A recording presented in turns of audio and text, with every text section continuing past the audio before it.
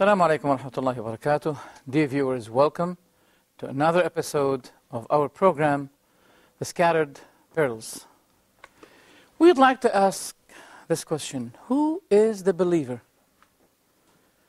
We know that belief is not a matter of claim. If the matter of faith and belief is left to claims, all people claim to be believers. But what is considered is, who is he that Allah approves his faith? And things will not be left only to belief, to the claim of the person that he is a believer, but we have to know this fact that Allah is going to test his servant with many trials, famines, difficulties, hardship in life, hardship in provision. That is, the consequence will be the person will be truly be considered to be believer or not. That means after these trials and tests that Allah the Almighty tests his servant with, it is left to Allah to determine, to decide, was this person truly believer or not? And among the things that Allah tests his servant with is the do's and the don'ts. What is prohibited, what is lawful, what is unlawful, those are also a matter of test for those who say, we believe. Also testing the person with calamities, difficulties, and bounties. You see, there's a question, what is worst? To test the person with poverty, or to test the person with grace and wealth and richness? I think you expect us to say that testing the person with poverty is worst. No, the opposite is true. Testing the person with the graces, with wealth, with money, this is worst. Because these elements normally, mostly, cause people to deny the purpose they were created for, to be indulged more in lively things, to be more distant from their Lord, except those who take the money and spend it on the way that Allah ordered them, and use the money as an approach that they get closer to Allah thereby. Those are the ones that had achieved two portions, the lively portion and the portion of the hereafter. And they will be getting closer to Allah by the money and the richness that Allah bestowed upon them. So the grace becomes a calamity when this kind of grace will be driving people to be more distant from their Creator. We have a phenomena where some people say that faith is here. It is true. Faith is here. But when faith truly is here, we can observe the fruits of the faith here by our actions, by our proceeding to do righteous deeds. This is an evidence that there is something here. But when we see a person having no practice, no prayer, disobeying Allah, being slow or slowing himself from obeying Allah, rushing himself in disobeying Allah, that does not really tell that there is a faith. Or there might be a faith, but the faith is very weak. Doesn't help the members to act, do to what Allah ordered the person. We would like in this episode and the other episodes, because I don't think that this subject will be enough for one or two or maybe 3 episodes. We'd like to explore with you the attributes and the attitude of the believer in the Quranic perspective. What did Allah say about the believers? Who are they? And what are their attributes? We find, for example, in the Quran that Allah the Almighty says, whenever the believers are the verses of Allah rehearsed to them, it increases them with faith.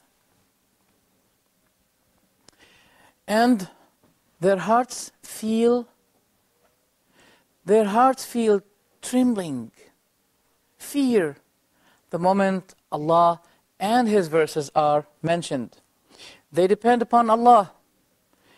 Whenever they hear the verses of Allah, they bow down in prostration. Their sides shun their beds, praying, reciting, remembering Allah, seeking and hoping His mercy, fearing His punishment at the Day of Judgment. They believe in their Lord. Not only this, but they do not set up partners with their Lord. And not only this, they perform the rituals, the things that Allah ordered them to do. They pray, they give the alms and charity, and they are afraid that it may not be accepted from them. A cause of lackness of piety, a cause of lackness of sincerity, they fear this. This is what Allah the Almighty said, in which we're going to let you hear, inshallah. And also, in their prayer, they feel weariness and fear. They do not come to the prayer as if they're coming to their work, something usual. The prayer to them is not a matter of tradition. It's standing before their Creator. It is something that let their hearts move, not only their body move. They contemplate and think about the greatness of the creation that Allah created. And behind that, they can imagine the greatness of Allah.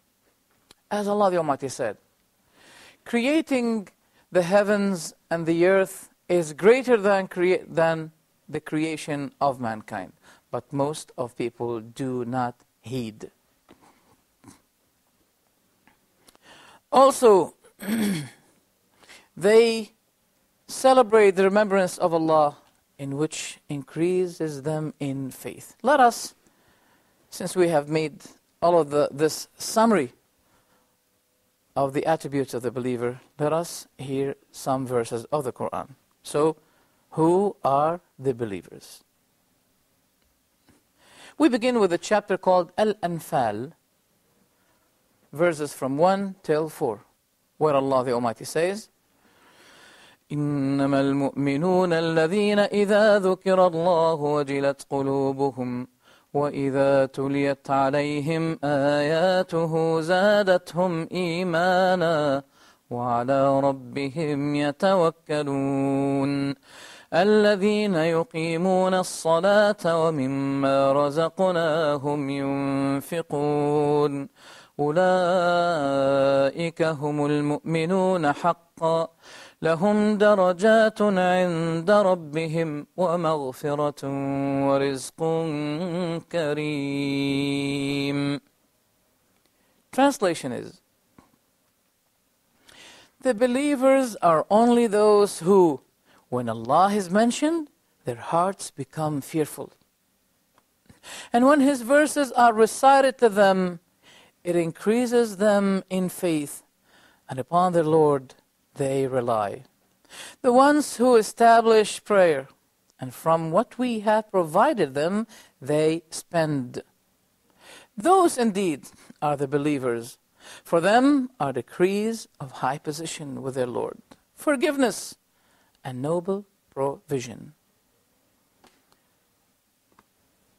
So these are the attributes of the believer, as Allah the Almighty told us. When they recite the verses of Allah, or when it is recited to them, their hearts feel fearful. And this is a sweetness in faith. that a believer feels, a true believer can feel. But as for those hypocrites, those who have in fact no faith, they say, as Allah quoted them in the last verses of the 9th chapter At-Tawbah, whenever verses revealed to the Prophet ﷺ, the hypocrites look at one another, saying, Did those verses increase you in faith? Allah said, as for the believers, yes, it increased them in faith. And after they leave the session of the Prophet Muhammad, peace be with him, they feel rejoice and guidance after receiving those beautiful verses revealed to the Prophet, peace be with him. But as for those hypocrites, it increased them in rebellion, in transgression, in blasphemy, and they die while they are transgressors. This is the difference between the believer and the hypocrite.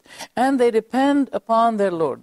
A true dependence, a true type of dependence, that you do what Allah ordered you to do. You strive the utmost way Allah ordered you to do, and you leave the rest to Allah.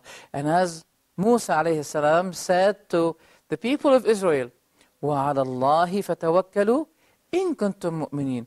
If you are truly believers, then depend on Allah the Almighty. We'd like to stay with you on the same subject, inshallah, after the break. So be with us. Assalamu alaikum wa rahmatullahi wa barakatuh.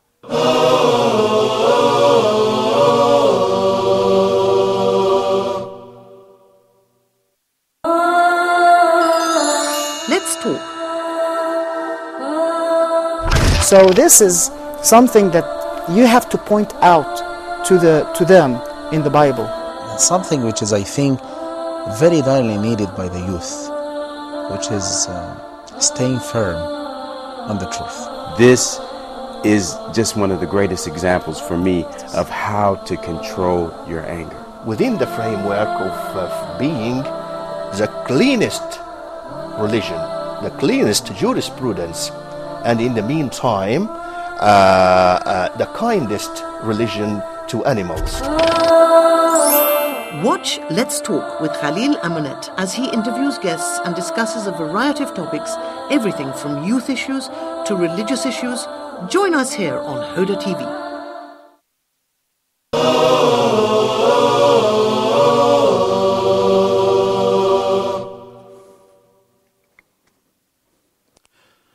Assalamu alaikum wa rahmatullahi wa barakatuh. Welcome back, dear viewers. We love Allah the Almighty. All people say we love Allah. But the believers, they love Allah more than anything else. As Allah the Almighty says, وَمِنَ النَّاسِ مَن يَتَّخِذُ مِن دُونِ اللَّهِ أَنْدَادًا يُحِبُّونَهُمْ كَحُبِّ اللَّهِ وَالَّذِينَ آمَنُوا أَشَدُّ حُبًّا لِلَّهِ. Translation. And among the people are those who take other than Allah as equals to Him. They love them as they should love Allah. But those who believe are stronger in love for Allah. That means they love Allah much more than loving anything else. They precede what Allah loves more than preceding what their souls love. They do not deny the demands of their own souls, but they precede what Allah loves over what their desires love. There is a beautiful expression for Ibn al-Qayyim in his book Al-Fawaid, the benefits, about this. He said, the desire follows the love. It becomes stronger when the love becomes stronger. If the love becomes weaker, then the desire becomes weaker. If the love to Allah becomes stronger, then the desire and the zeal will be stronger and stronger. And that will be extinguishing the loving of something else other than Allah, such as fornication, things that people fall in sin with, when a person's love to Allah becomes stronger, the desire will follow that love. And as a consequence, a person will be able, much more able, to control his own desire and to let it follow his love to Allah.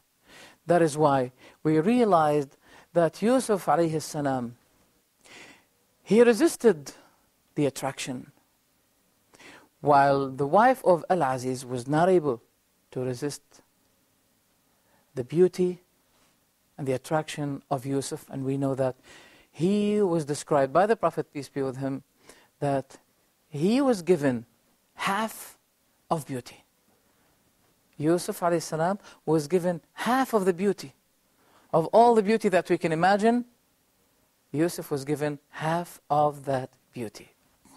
So, he said, there are people who take for themselves other than Allah to be equal with Allah, such as those who worship or take the idols as mediators with Allah, claiming that they love Allah, but those are only mediators to Him. And as a matter of fact, we can see them making them equal with Allah the Almighty. Anything that causes your heart to clinch to, apart from Allah, will become equal with Allah. Even those who say we do not worship idols, but we know them that the currency, the money, is the most important thing to them. That's why their concerns with the money is more than anything else. So their purpose become materialistic. Therefore, we can describe those people that they are taking the money is something to be equal with Allah the Almighty. Because we have to verify and confess the fact that Allah the Almighty created us for a purpose. And we should not neglect that purpose. He created us for worship. You may ask me, you mean that we worship Allah in the mosque and that's all we do? I say no. Taking care of your family is a matter of worship. A charity is a matter of worship. Even the smile that you give to your brother when you meet him, this is a matter of worship. It's a charity that Allah accepts it as a matter of worship. So worship is not only confined to the issues of worship in the mosque or etc. No, you're dealing with people is a matter of worship. So the truly believers are those whom their love to Allah is much greater than the love of anything else, neither their wealth nor their children. Because this is the thing that will be remaining for them and they'll be rewarded for. We know that a person is going to die and he's not going to be taking anything with him. We were created naked and we're going to return naked. But there's something that will be covering us, in which Allah described to be as clothing. It is a clothing or a dress. Allah the Almighty said, يا بني آدم قد أنزلنا عليكم لباسا يواري سوآتكم وريشا ولباس التقوى ذلك خير. The dress of taqwa, God-fearing, is the best. The dressing of taqwa is the best. That means we can cover ourselves with the works of God-fearing, and this is the only thing that we take with us at the moment when we will be alone in our graves. It's a matter of fact. Today we are closer to our graves than we were yesterday, and tomorrow we're going to be closer to our graves than we have been yesterday. This is a fact. Let us explore to you some other verses of the Quran.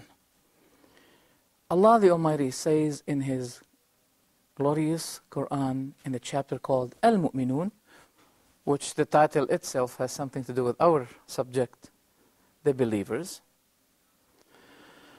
أَيَحْسَبُونَ أَنَّمَا نُمِدُّهُمْ بِهِ مِنْ مَالٍ وَبَنِينَ نُسَارِعُ لَهُمْ فِي الْخَيْرَاتِ بَلْ لَا يَشْعُرُونَ إن الذين هم من خشية ربهم مشفقون والذين هم بآيات ربهم يؤمنون والذين هم بربهم لا يشركون والذين يؤتون ما آتوا وقلوبهم وجلة أنهم إلى ربهم راجعون.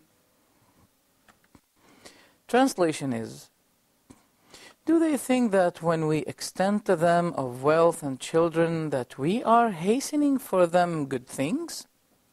Nay, but they do not perceive. Verily, those who are apprehensive from fear of their Lord, and they who believe in the signs of their Lord, and they who do not associate anything with their Lord, and those who give what they give with their hearts afraid, because they will return to their Lord. What is the meaning of this? First, we get back that do those think that when we bestow upon them wealth, they think that we are doing good to them, we are proceeding the good for them? No, but they do not proceed it. They do not perceive it. As we said before, the grace becomes tragedy in faith. When this grace of wealth, richness, will be causing people to turn away from Allah, to ignore His commands, to ignore His do's and don'ts, this will be a tragedy. Many people think that it is a favor, while it is not. The poor person, he has to be patient, and he'll be rewarded for his patience when he encounters difficulty in his provision. So that is also good for him. But for a person to be more distant, a cause of the wealth that Allah gives him, this is a tragedy. And also, Allah told us that those believers, they believe in Allah. When they believe in Allah, they do not associate partners with Him. I remember a beautiful hadith of the Prophet. The Prophet gave advice to one of his companions, saying to him, do not set up partners with Allah, even if you were to be burned or cut off in pieces. Never associate partners with Allah the Almighty. So those believers, they do not associate partners with Allah. They are sincere in their prayer.